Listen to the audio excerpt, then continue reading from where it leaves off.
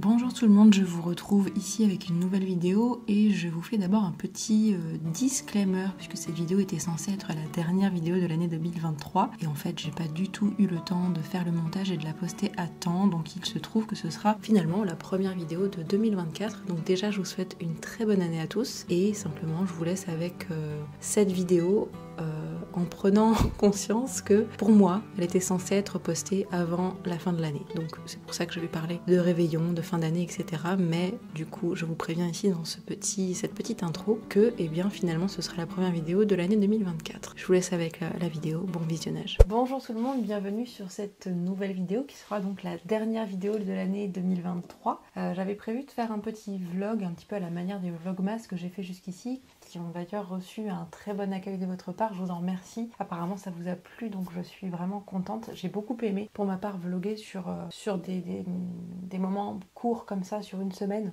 Je trouve que c'est vachement intéressant et je pense que je réitérerai l'expérience plus régulièrement en 2024, peut-être pas toutes les semaines, mais vraiment je vais essayer de faire plus souvent des vlogs parce que j'aime bien ça, et peut-être pas centrer uniquement mes vlogs que sur l'écriture, mais des vlogs plus généraux où je vous montre différentes choses, comme par exemple ici où je vous ai montré beaucoup de tricot, je vous ai montré beaucoup de pâtisserie aussi, donc de filmer différentes choses comme ça m'a beaucoup plu et ça a eu l'air de vous plaire aussi, donc je pense que je vais réitérer tout ça. Maintenant, pour cette dernière vidéo, je voulais faire un petit peu la même chose, mais il est vrai que après Noël, disons que les journées ont été un petit peu pas courtes, mais disons qu'elles ont été chargées. On a vu beaucoup la famille, etc. On a passé de bons moments ensemble. Donc j'ai pas forcément eu le temps ni l'envie de sortir la caméra. Aujourd'hui, à l'heure où je commence cette vidéo, nous sommes le vendredi 29 décembre. Donc j'ai pas forcément envie de faire un vlog comme j'ai pu faire pour les vlogmas. En revanche, je me suis dit que j'allais me lancer un petit défi de lecture. Parce que là, c'est vrai que je ressens un petit peu le besoin d'être un peu tranquille à la maison, de lire. Alors,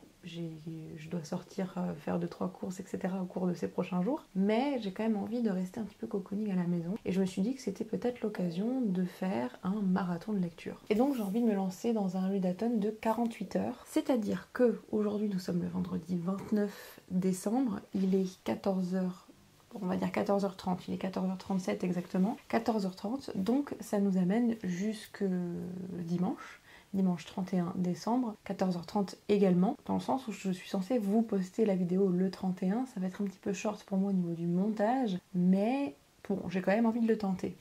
On va croiser les doigts pour que j'y arrive. Si vous avez cette vidéo le 31, ça veut dire que j'y suis arrivée. Cela dit, je pense que je vais pas faire que lire pendant ces 48 heures. Ça va être, disons, je vais essayer d'occuper la majeure partie de mon temps à la lecture, mais je sais aussi que j'ai un petit peu envie de jouer aux Sims par exemple, et que j'ai envie de tricoter aussi. D'ailleurs, en parlant de tricot, j'ai enfin terminé mon petit bandeau Frida. Alors, il a des défauts, il n'est clairement pas parfait, mais hier soir, j'ai enfin réussi à le terminer, donc je suis vraiment contente. Je sais pas si vous allez bien voir les défauts. Vous voyez ici, il y a une ligne, une séparation qui n'est pas censée être là, et j'ai eu la même chose ici, à ce niveau-là. Et très sincèrement, je ne sais pas du tout comment j'ai fait. Je ne sais pas comment j'ai fait, et donc du coup, je ne sais pas réparer cette erreur-là. Je me suis dit que c'était pas très important, que ça passait. Et puis que de toute façon c'est le premier projet que je fais avec un patron, enfin non pas vraiment, mais bref, c'est un de mes premiers projets et que donc j'avais droit à l'erreur tout simplement. Je compte le refaire avec d'autres laines, notamment avec une laine, parce que vous savez c'est un projet, je vous l'avais dit, qu'on fait avec 2 laines qu'on double et qu'on tricote ensemble, et là j'ai fait avec une laine qu'on appelle fingering, c'est-à-dire c'est une laine qui est assez fine et qu'on utilise généralement comme laine à chaussettes pour les petits projets, et ensuite une laine qu'on appelle lace, et donc c'est une laine qui est encore plus petite, enfin plus fine, et qui est presque pour de la dentelle. Dans le patron, on nous propose aussi de doubler une laine fingering avec un mohair qui est souvent assez fin, mais du coup ça fait un rendu un peu plus fluffy avec des petits, vous savez, des petites peluches, etc. Et donc j'ai commandé une laine dans mon prochain, j'attends des laines qui devraient arriver demain, et du coup j'ai bien envie de tenter avec ça. Ma sœur m'a également offert, donc là c'est mon joli sac à tricot qui m'a été offert par ma belle-mère. Et ici, ma sœur m'a offert à Noël ce livre-là qui s'appelle Apprendre le tricot en 10 leçons, qui est un petit livre qui est très bien fait. Ma sœur a le même pour le crochet, parce que ma sœur aime bien faire du crochet. Et du coup, il y a plein de petits projets. Et moi, depuis je me suis lancée dans le tricot, j'ai en fait très envie de tricoter des chaussettes. Et là, on a un premier patron qui est très simple, mais j'aimerais bien tenter de faire des chaussettes. Donc il est possible que je me lance bientôt. J'ai commandé des laines pour ça, et également des aiguilles exprès. Donc il n'est pas impossible que je me lance tout bientôt dans le tricotage de chaussettes. Est-ce que ce sera pendant ces 48 heures? Je n'en sais rien. Je vais quand même essayer de prioriser la lecture quand même. Mais comme je disais, il n'est pas impossible que dans ce mini-vlog de Readathon 48 heures, il n'est pas impossible que vous voyez un petit peu de tricot passer, voire quelques petites parties de Sims. On verra. Alors, donc, qu'est-ce que je compte lire pendant ces 48 heures? Du coup, je me suis constitué une petite palle juste ici. Il y a donc ma lecture en cours qui n'a pas bien avancé parce que très sincèrement, je n'ai pas lu du tout là, dans les derniers jours. C'est vrai que le mois de décembre a été peu prolifique en termes de lecture, je n'ai pas vraiment lu en fait. Donc j'aimerais lire le roman de Rosemilla, Noël, Avalanche et Hésitation. Donc là j'en suis toujours au chapitre 2, je n'ai pas vraiment avancé depuis la dernière fois où je vous en ai parlé. Ensuite je me suis préparé une petite palle de romans graphiques et le premier bien sûr étant celui-ci, le tome 5 de Heartstopper par Alice Oseman, que j'attendais avec grande impatience, je pense peut-être comme beaucoup d'entre vous. Ça s'appelle Première fois et j'ai très hâte de le commencer, de le lire d'une traite. Je pense que ce sera pas bien compliqué. En général, c'est plutôt comme ça que j'aime lire les Heartstopper. Je me cale dans un coin, je l'ouvre et je ne lâche pas le livre avant de l'avoir terminé. J'ai également 2 BD. Donc il y a une première BD que je vous ai présentée dans un vlogmas cette année, puisque du coup je l'ai acheté lors d'un salon du livre. Et donc il m'a été dédicacé par l'autrice et illustratrice. Je vous ai montré également tout ça. Ça s'appelle Ernesto et donc c'est écrit et dessiné par Marion Duclos. C'est publié chez Casterman, et donc j'ai bien envie de me lancer dans cette petite BD. Désolée, j'ai un petit peu la voix enrouée, je pense que je suis en train de tomber malade. Bon, c'est de saison, on va dire. Hein. J'ai également cette BD-là, qui m'a été envoyée d'ailleurs par la maison d'édition, donc c'est un service presse. Je remercie donc les éditions First pour cet envoi. Ça s'appelle La Saison des Monarques. Les autrices et illustratrices sont Sophie Adriansen, Sophie Rouvier et Matou. Je sais plus bien de quoi ça parle, donc j'ai bien envie de me laisser surprendre simplement pendant ma lecture. Et enfin, le petit dernier, c'est donc celui que je vous ai présenté dans un book haul, je crois, et peut-être dans ma palle du Cold Winter, je ne sais plus. Oui, je crois que j'ai mis dans ma palle du Cold Winter. C'est donc le roman graphique de Hayao Miyazaki qui s'appelle Le Voyage de Shuna, qui a été publié récemment, mais qui est l'un de ses premiers ouvrages. Je crois qu'il a écrit cette histoire-là avant même de sortir son premier film. Peut-être que ma palle s'étoffera en cours de route. C'est rare que je me tienne strictement aux pales que je me concocte. Bon, là c'est 48 heures, il y a peu de chances que je change d'avis, mais on sait jamais. Donc écoutez, c'est parti. On part ensemble pour 48 heures de lecture et puis je vous retrouve dans la prochaine séquence. Bon, du coup, sans surprise, je pense que je vais commencer par le tome 5 de Heartstopper. De le ressortir là comme ça de ma bibliothèque, ça m'a donné envie de me plonger dedans. Donc c'est parti, je vais attaquer par celui-là. Alors, me revoici après avoir été faire quelques courses. On est rentré ensuite, on s'est mis à cuisiner et là je sors de la douche. Cet après-midi, j'ai lu une petite heure et je suis presque à la fin du tome 5 de Heartstopper, qui s'appelle Première fois au pluriel. J'aime vraiment beaucoup, ça me fait tellement plaisir de retrouver Nick et Charlie. Bon, par contre, je pense que je me suis un petit peu spoilé son roman qui s'appelle L'année solitaire, qui reprend un petit peu l'histoire de Tori, qui est donc la sœur aînée de Charlie, qu'on connaît bien dans cette saga-là. L'année solitaire, c'est le premier roman qu'elle a écrit, qu'Alice Oseman a écrit et publié. Donc c'est une histoire qui s'incruste dans l'univers de Nick et Charlie, mais qu'elle a imaginé, je crois, avant. Et ce qui est pas mal, c'est que là, à la fin de ce tome-ci, elle nous donne une chronologie avec donc le tome 1, enfin le début du tome 1 de Heartstopper, etc. etc. Et elle met en même temps la novella qui s'appelle Cet hiver que je n'ai pas lu d'ailleurs, et L'année solitaire. Et effectivement, en fait, L'année solitaire se passe un tout petit peu avant le début du tome 5. Donc il y a certaines choses de L'année solitaire qui, je pense, des éléments voilà, qu'on retrouve dans ce tome-là, et je me demande si je me suis pas du coup spoilé L'année solitaire que je compte lire, je ne l'ai pas encore lu. Alors après c'est pas très grave, je le lirai quand même parce que je voulais quand même le découvrir. Tori, c'est un personnage qui m'intéresse beaucoup, mais du coup il y a une petite information là qui je pense nous est donnée dans le roman. Voilà, donc Je m'en doutais un petit peu, mais voilà, je sais pas si c'est judicieux ou pas de l'avoir incrusté comme ça dans ce tome d'Heartstopper, d'autant plus que en fait on n'est pas obligé de lire L'année solitaire. C'est un texte complètement indépendant normalement, même si on reprend un des personnages de Heartstopper. Donc bon, je sais pas trop quoi en penser. En tout cas, ça ne va pas gâcher ma lecture. Là, j'en suis à la page 266 sur 324, 25, 24. C'est l'affaire de, allez, un petit quart d'heure, je pense. En tout cas, je suis bien contente d'avoir commencé mon petit marathon de 48 heures avec ce tome-là. Coucou, aujourd'hui nous sommes donc le samedi 30. Hier soir, j'ai terminé le tome 5 d'Heartstopper, donc c'était chouette, comme d'habitude, de retrouver donc les personnages de cette saga. Ce tome-là est vraiment chouette pour le coup, il marque un tournant dans la vie des deux héros, donc Charlie et Nick. Il se passe bien avant la novella Nick et Charlie que moi j'avais lu juste après le tome 4, qui est sorti je sais plus quand, mais du coup la novella Nick et Charlie ça se passe durant la 3e année et là on est encore pendant la 2e année. Il y a Nori qui vient vous dire bonjour. Je sais pas si vous l'entendez ronronner dans le micro. Donc ça c'est pour les lectures d'hier, donc j'ai lu un livre pendant ce début de marathon et je n'ai pas repris la lecture. Hier soir on a commencé à regarder un film et puis après moi je me suis mis à tricoter. Donc j'ai repris... Nori, attends. J'ai repris... On va essayer de ne pas se faire griffer par le chat. Donc j'ai repris mon écharpe. Hop, je vais laisser cette aiguille-là. J'ai repris mon écharpe comme ça que je vous ai déjà montré dans un précédent vlog. C'est une écharpe sans patron que j'ai fait comme ça à la base pour m'entraîner. Je l'avais laissée de côté pour faire mes projets de Noël et tout ça. En fait, en reprenant ce tricot, alors déjà, j'ai plus l'habitude de travailler sur des aiguilles 6. Donc c'est un diamètre assez... voilà, c'est quand même assez gros. Et la laine est pas agréable à tricoter du tout, vraiment. Elle est très... elle est pas élastique du tout, en fait. Elle est très... je sais pas comment dire, j'ai sec qui me vient en tête, mais c'est pas ça, c'est... Je sais pas trop. Elle est très douce, la laine est très douce, et le rendu est vraiment super doux, tricoté, mais la laine en elle-même est vraiment pas agréable à tricoter. Donc j'ai fait quelques rangs, puis je me suis arrêtée. Et ce matin... j'ai enfin reçu ma commande laine et tricot, donc c'est un site internet que j'ai découvert voilà, en même temps que j'ai découvert le tricot. Et on trouve plein de laine et d'accessoires, etc. Je me suis acheté des petites aiguilles, hop, je vais vous montrer ici, de chez Knit Pro. Donc ce sont des mini circulaires, je vais vous les ouvrir pour vous montrer. Donc je les regarde en même temps parce que moi je les avais pas vues. Donc ce sont des aiguilles circulaires comme ça, alors elles sont en 25 cm.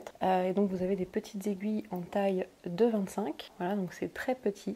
Et je vous ai dit que je souhaitais commencer à tricoter des chaussettes. Donc il y a un patron dans le livre que m'a offert ma soeur à Noël, donc dans celui-ci, Apprendre le tricot en 10 leçons, de chez les éditions de Saxe par Juliette Michelet. Et je vais essayer de retrouver le patron pour vous montrer, normalement vous l'avez vu en début de vidéo, elles sont là. Voilà. Donc là on a un patron de chaussettes. Et j'ai toujours voulu tricoter des chaussettes, donc bon, là c'est un patron qui est très simple, mais il y a un livre aussi que j'avais repéré, ça s'appelle Tricoter ses chaussettes, toutes les techniques des éditions Erol. Là c'est vraiment consacré uniquement aux chaussettes avec tout ce qu'il faut pour comprendre comment est construit une chaussette, de la pointe au talon, etc. Enfin, il y a plein de techniques justement, il y a aussi des patrons, parce que c'est vraiment quelque chose que j'ai envie d'apprendre. Alors, Nori a trouvé ma laine. Voilà. Mais bon, pour l'instant, je vais me contenter de ce patron simple qu'il y a dans ce livre-là, et après, peut-être que j'essaierai de me perfectionner un petit peu. Donc, j'ai acheté de la laine pour faire des chaussettes. Donc, j'ai acheté de la laine en épaisseur fingering, on appelle ça. C'est en fait une laine qui fait en moyenne, souvent, 400 mètres pour 100 grammes.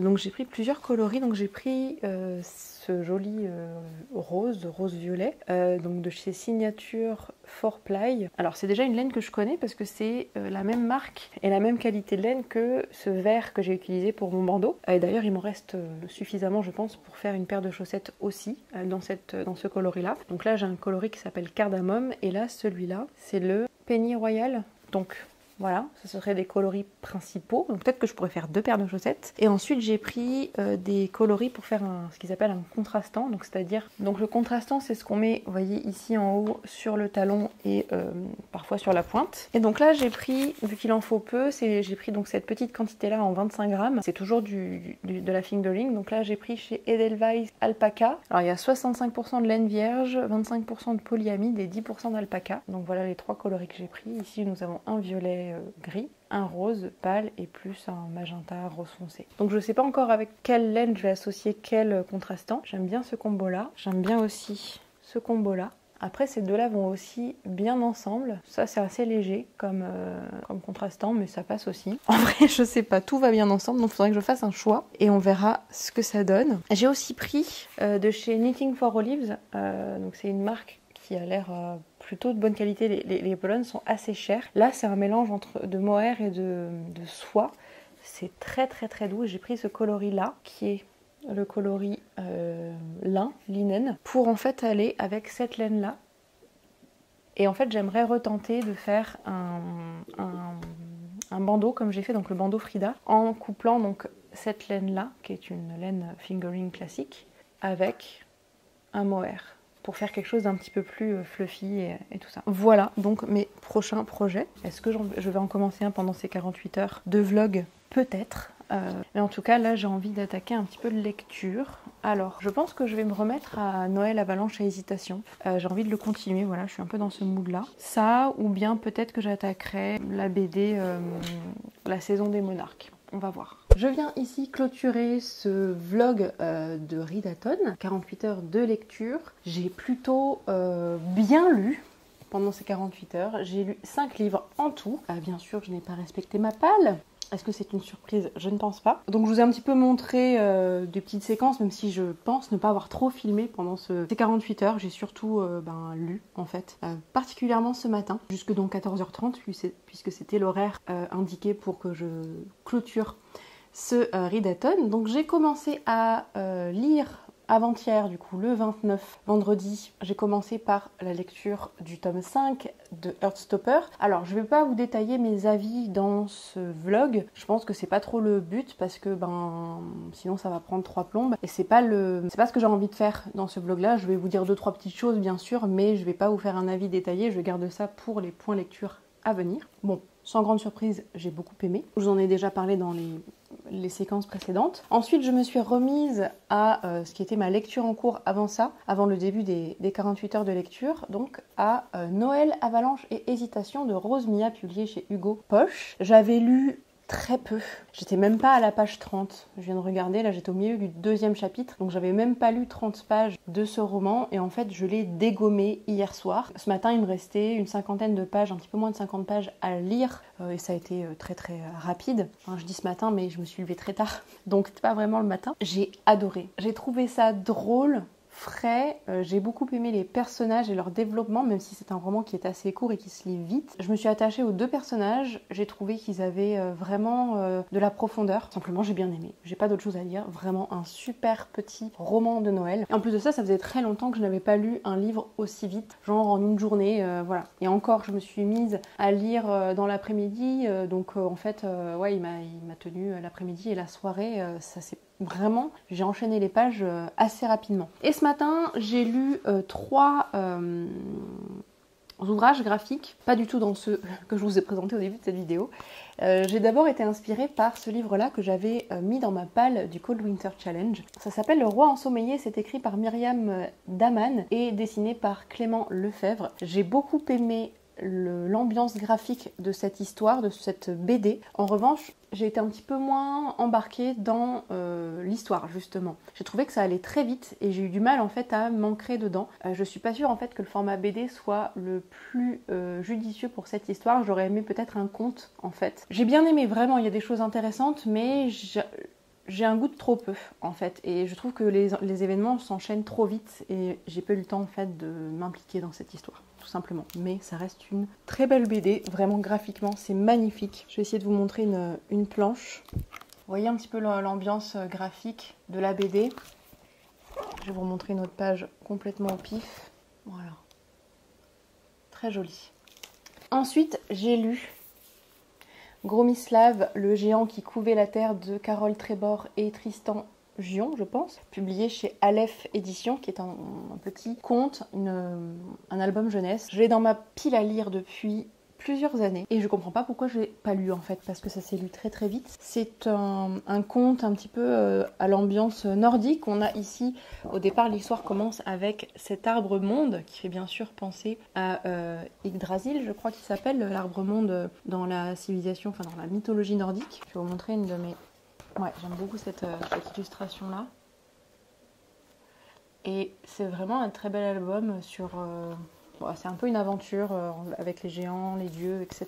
Mais c'est très très très beau. J'aime beaucoup à la fois l'histoire, les dessins et les couleurs sont vraiment magnifiques. Donc j'ai passé un très très bon moment. Et en dernier, j'ai lu un petit album jeunesse que j'ai acheté l'an dernier. Un petit album, c'est pas vraiment un album de Noël, ça se passe pas à Noël, ça se passe en hiver. Ça s'appelle Monsieur Snow. Et en fait, c'est l'histoire d'une petite fille qui rêve d'avoir un cheval. Pareil, il y a toujours une petite ambiance un peu nordique aussi dans les dessins. Et elle rêve d'avoir un cheval, elle demande toujours un cheval à ses parents. Et en fait, elle va simplement se créer un petit cheval en bonhomme de neige, enfin en neige quoi. Et le cheval, pendant la nuit, va simplement prendre vie.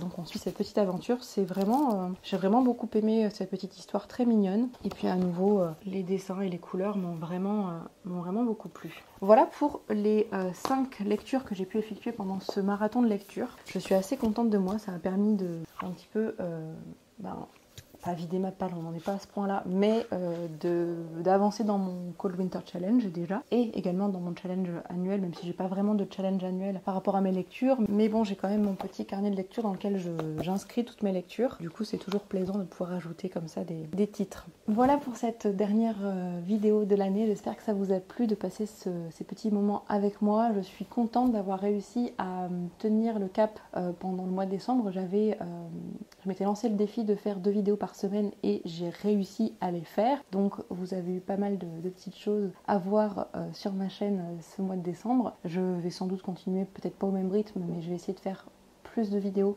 dans les mois à venir en tout cas, autant que je le peux. Je vous souhaite, avant de partir, un très bon réveillon, une belle fin d'année et puis on se retrouve l'année prochaine. D'ici là, prenez soin de vous, à bientôt.